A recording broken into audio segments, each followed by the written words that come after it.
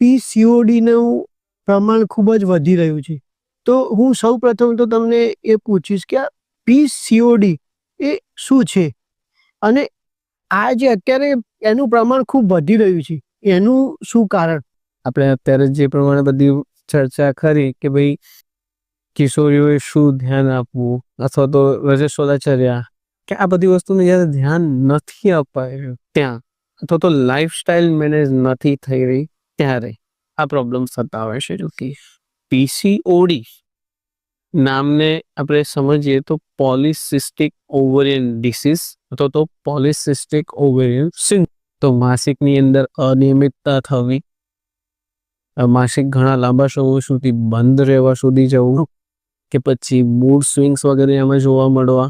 કે એની સાથે સ્કિનના પ્રોબ્લેમ્સ જેમ કે માસિક વખતે કહેવાય કે માસિક પહેલાં અથવા તો માસિક દરમિયાન કે માસિક પછી ઘણી બધી વખત જે છે કે એકનેઝ કે જેને આપણે આયુર્વેદમાં પીડિકા તરીકે વર્ણન કર્યું છે